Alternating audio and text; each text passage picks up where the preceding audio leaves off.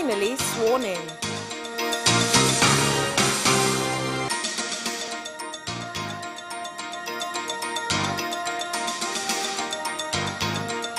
Directors of Uhuru One Company issued a 2-year prison sentence, all to pay a fine of 3 million shillings.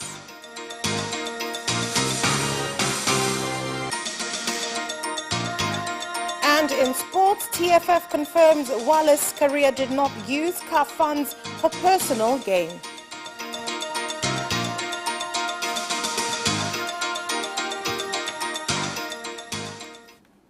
Good evening. This is Capital News at 9:30. My name is Vanessa Victor. Let's get started with the national news. 19 special seats MPs from Chama cha Demokrasia na Maendeleo Chadema Party have finally been sworn in today at Parliament in Dodoma by the Speaker of Parliament, Job Ndugai, with the Speaker pledging to provide them with all the cooperation they will need according to the law. Naapa kwamba nitakuwa mwaminifu kwa Jamhuri ya Muungano wa Tanzania na kwamba nitahifadhi, nitailinda na kuitetea Katiba ya Jamhuri ya Muungano wa Tanzania kwa mujibu wa sheria iliyowekwa. Naapa kwamba nitakuwa mwaminifu kwa Jamhuri ya Muungano wa Tanzania na kuitumikia kwa moyo wangu wote, na kwamba nitahifadhi, nitailinda na kuitetea Katiba ya Jamhuri ya Muungano wa Tanzania kwa mujibu wa sheria iliyowekwa. Nichukue nafasi hii kama spika kuwapongeza sana, kuwatakia kila laheri katika safari yao hii mpya ya miaka 5. I would like to take this opportunity to congratulate you and wish you all the best in their 5-year journey. As they have taken the oath, so they must go and serve Tanzanians. Kupitia wao ndio sisi tumepata nafasi hii. Through them, we have an opportunity to represent our party. The special seats is not charity, but it is a small win in a big victory which our party won. Kuna utaratibu ambao unaendelea ndani ya chama. I was informed that I had been nominated, and this is why I came to take an oath. I commend my party. We only got 19 seats, but saw it fit that in the 19 should be included.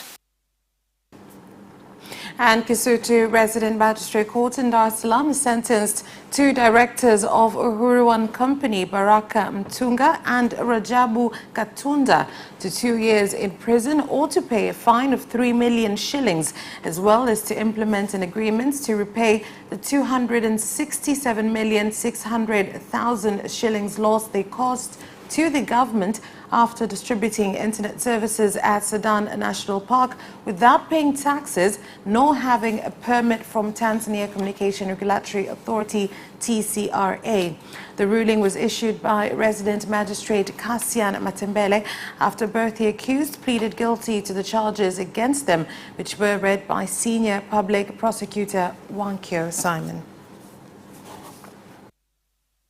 President Dr. John Magufuli has appointed 3 leaders. The former president of Zanzibar, Dr. Ali Mohammed Shein, as head of Mzumbe University, taking the place of retired Judge Barnabas A. Samata, is completing his term.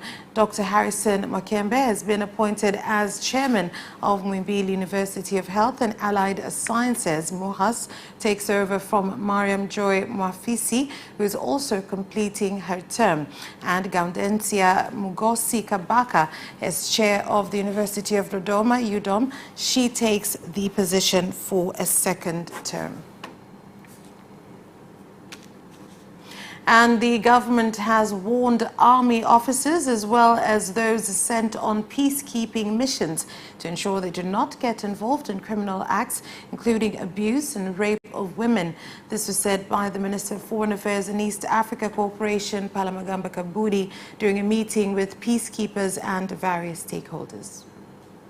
Katika matukio ambao askari wa amani wametuhumiwa kunyanyasa wanawake au kubaka au kuonea watu, Tanzania Armed Forces have received praise for being highly disciplined in peacekeeping. Kwa hiyo leo hiyo kamati imeshaanzishwa. Today the committee has been formed. They will take some time to come up with the initial plan to ensure women take part Tanzania has already made in the area of women, peace and security. You are well known for deploying female police and female military to peacekeeping operations, and that contribution is appreciated around the world. And Canada stands ready to assist Tanzania in their Women, Peace and Security National Action Plan. We have a lot of experience in this area. We have a feminist foreign policy, and we're happy to contribute where it's needed.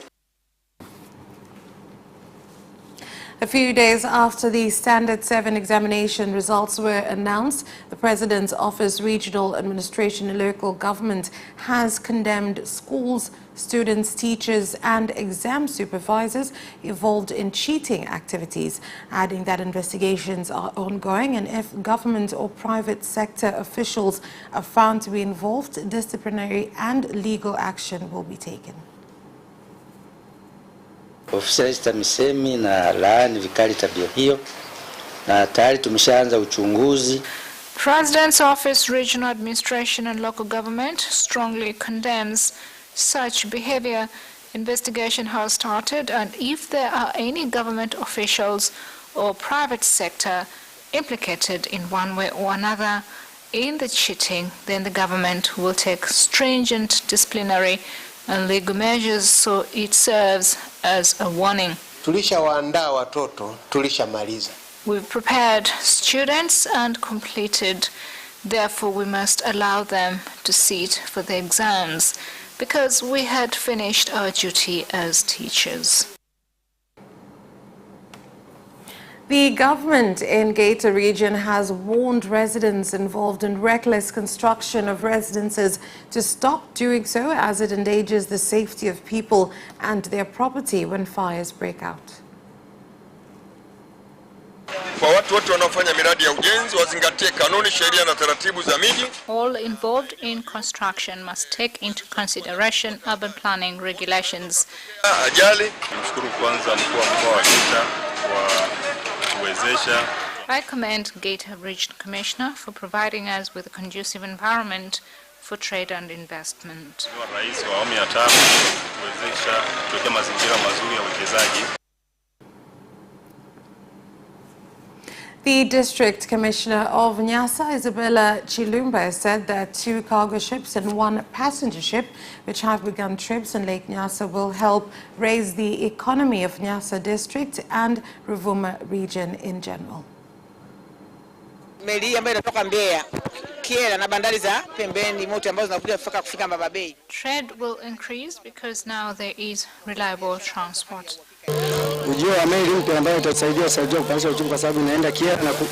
Business owners will be able to order goods and sell. This will grow our country's economy. One house that contained shops selling spare parts for motorcycles and grain products in Handeni district, Tanga region, was burnt down by a fire last night.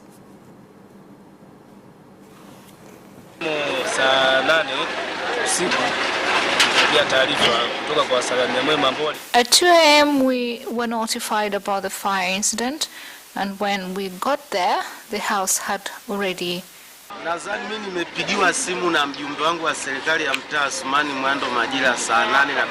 I received a call from my local government official about the fire. When I arrived there, a large proportion of the shop was on fire. Nothing has been saved. Kwa niaba ya wananchi wote waliohudhuria katika tukio hilo ambalo si zuri. We commend Fire and Rescue Service for putting out the fire. That's all for the national news. International news is next.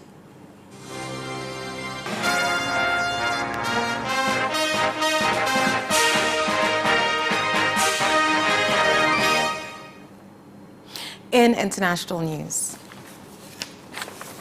the United States President-elect Joe Biden has been formally given the go-ahead by a federal agency to begin his transition to the presidency shortly after the battleground state of Michigan certified him as the winner.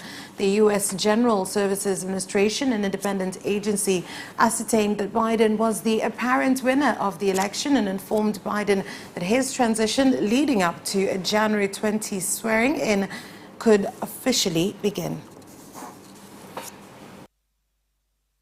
President Uhuru Kenyatta of Kenya and opposition ODM party leader Raila Odinga are expected to launch the signature collection drive for the Building Bridges initiative on Wednesday in Nairobi. Once verified, only 1 million signatures are required to push the Constitutional Amendment Bill 2020 to the next stage, where at least 24 county assemblies must approve the process for Kenya to determine the fate of the proposed changes through a referendum. Things will be happening, and so on and so forth. The world is moving on. The United States has just had a general election. Tanzania next door. And the Ministry of Health in Uganda has said more deaths from the coronavirus are likely to be reported if health measures against the virus continue to be violated. More than 18,000 COVID-19 cases have been confirmed, with the number of deaths from the virus nearing 200. At the beginning of this pandemic, at the start of the pandemic, we had reports in Western nations about deaths. I did not expect Uganda to be affected this much. If people are not going to change and follow procedures in place, then things will get worse. That is where we leave off with international news. We'll be back with business news after this break.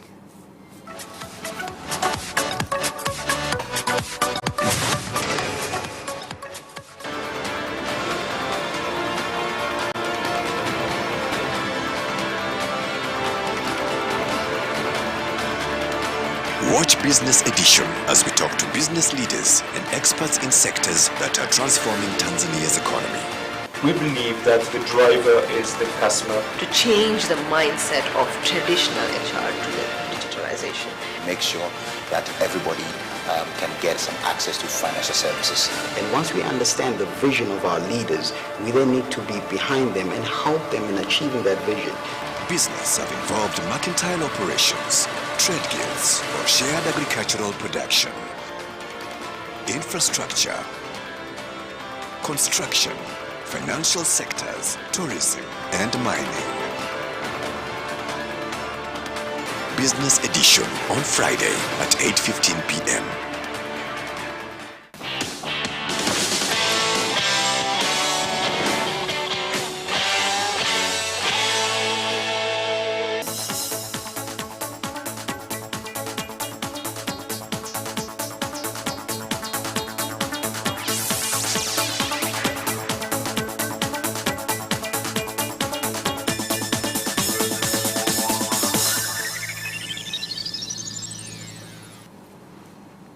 Welcome back, and now in business news. NMB Bank has launched a campaign called Master Bata Siki Kawaida, which aims to give back to customers after profit made by giving out various prizes, and to also increase use of NMB MasterCard and MasterPass QR card. Kampeni ambayo ni nzuri na inaleta manufaa makubwa kwa wale ambao ni wateja wa NMB wenye. This is a fantastic campaign that has a lot of benefits to NMB customers with NMB MasterCard, but Tanzanians who are not yet NMB customers but can go to one of our branches and get an NMB Privilege card. The Ministry of Industry and Trade has directed companies and institutions manufacturing various products to use local raw materials in order to reduce production costs, add value to goods which are competitive in the local and foreign markets. It encourages workers and leaders of companies and institutions to use wisely resources at their disposal to increase efficiency and effectiveness in value chain. Must take into control how work environment is managed to improve the management of financial and human resource. They used to point the finger at the government in relation to high production costs when the actual costs come directly from the factory. Tanzania Coffee Board, in collaboration with producers of a new seedling type called Compact, started to implement a free distribution coffee seedling program which aims to enable farmers in Ruvuma region to increase coffee production. Si kama bodi tumebeba jukumu la kitaifa. As a board, we've shouldered the national's responsibility to be the coordinators of seedling production in the country. Kwa sababu haileti maana kwamba tumezalisha. It doesn't make sense to produce when the market has not been discussed. It must be strategized. That's all for business news. Sports is next. Away first time, good start from Bolt. Bolt leading a moment of going away. Gay trying to go with him, and he's being dragged through the second place, but he's going to win it by 2 meters. Away first time, good start from Bolt. Bolt leading a moment of going away. Gay trying to go with him, and he's being dragged through the second place, but he's going to win it by 2 meters.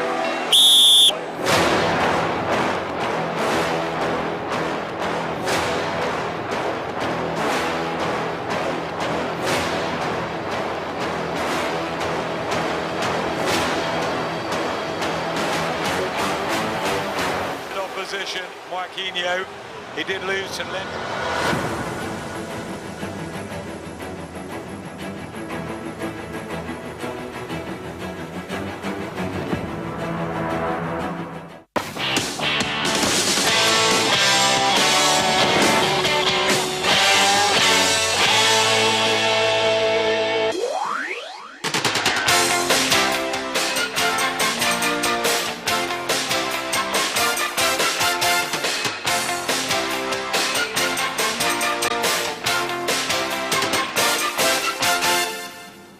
And now in sports.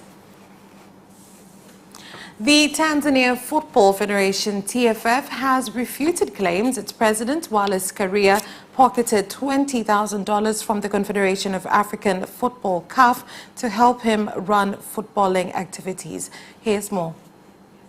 CAF President Ahmad Ahmad was banned for 5 years by FIFA after being found guilty of breaching ethics codes.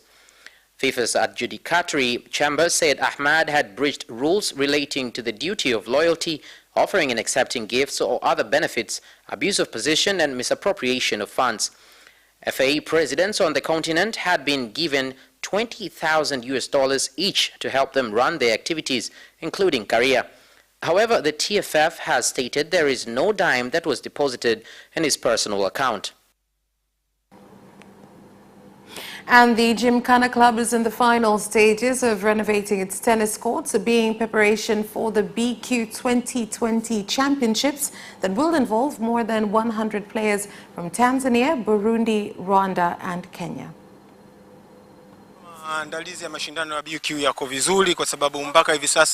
So far, preparation for the BQ Championships is proceeding well, and right now we have almost 6 or 7 regions in Tanzania who have confirmed to participate in the competition. There is Simiyu, Morogoro, Arusha, Moshi, Dar es Salaam, Coastal Region, as well as Mtwara. And crowds of up to 4,000 people will be allowed to return to sporting events in England from next week, and grassroots sports will also resume as part of an easing of coronavirus restrictions announced by the Prime Minister. Here's more. Were greeted with widespread relief after weeks of concerted pressure from sporting bodies and the public, who had both argued the importance of being able to participate in sport during the pandemic and also of the ability to watch it safely.